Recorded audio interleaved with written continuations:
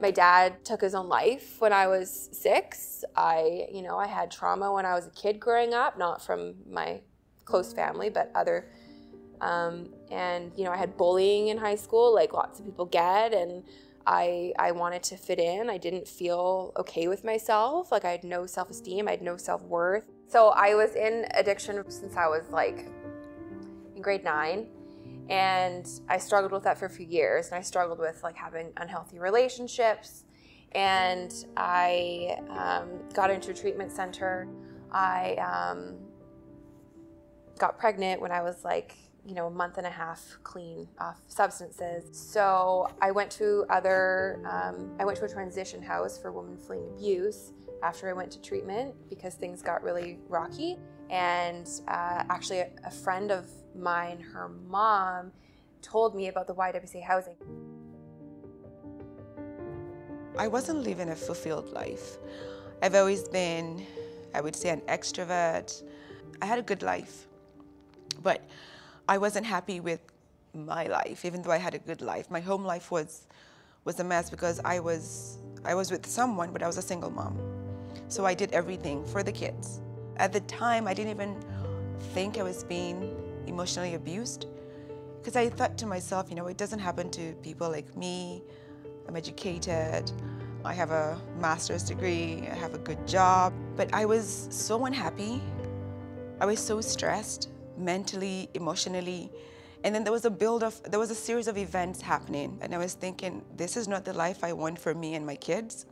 I don't want my son thinking that this is how women should be treated. And then so I started planning on leaving. So I was talking to my friends and looking for a way out, and I found that I could come here through the express entry, come to Canada as a professional. And so I applied, and one night my ex came back and he went through my son's iPad, and he could see, because the iPad was linked to my phone, and he saw a screenshot of maybe a message from me to my friend saying this how far I'd gone, and I just got some information I was going to leave, and he woke me up at about 1 a.m. and he said, we need to talk. I need to go through your phone. And he said, I'm going to smash this phone now. Everything you own comes from me. I own everything. So I took the house phone and I just said, I'm just going to call the cops now. And he said, you're threatening me? And I was like, no, you're threatening me. I need you to, and then he, again, his M55, his 6'2" or 6'3". So he took the phone from me and he smashed the phone. And I think at that point, just watching the kids see that, and I was really scared for my life, and because people, you don't know what people will do when they're enraged. I remember, I'd always check the YWCA website, and I remember finding out that there was an apartment building being built in North Vancouver. It was just like that voice that it's like, check the YWCA website today. And I checked the YWCA website, and it makes me emotional. I checked the YWCA website, and it said that they were opening, they had the new application opening or whatever for it. And I saw it and I was like, oh my God. So I applied right away. And then to hear that I got it, it was like, I couldn't believe that, I got to have this experience for my daughter, because I know how important the first few years of a kid's life are. If I didn't have the YWCA housing, I would be bouncing from place to place to place.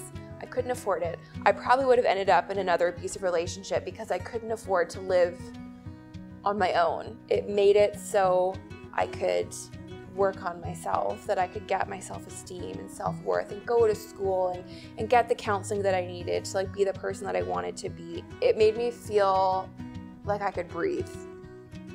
I connected with the YWCA in 2018 November when I moved here. I went to drop off my son at school. I have 2 boys. There's a Strong Start program there. So I was just talking to another mom, and so I told her I just moved. And she said, okay, have you heard of the YWCA? And I said, no, what is it? And she said, well, I know there is a support group for single moms. I think that might benefit you. Being at the group at the time, I went in there and I wanted to be open, and I think it's the best thing that happened to me. I had no one else to talk to, and they just knew. It was, everybody there just understood.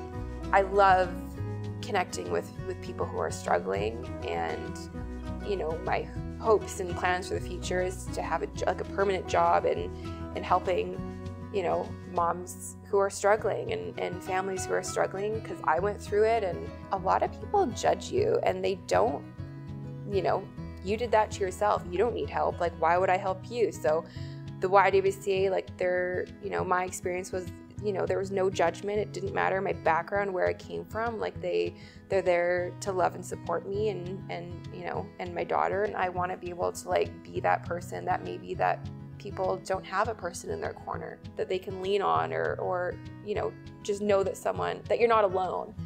Yeah. My plan for the future is to continue to grow in my career, and I want to be somewhere in the very near future a donor. I want to support the YWCA. I want to impact lives the way they have impacted on my own life. So I would like to support in whatever way I can. There are so many programs out there. I know, you know, there's from helping single moms access resources for going back to school, like education, to career advice, to housing. There are so many ways you can help. There are so many women who need help out there.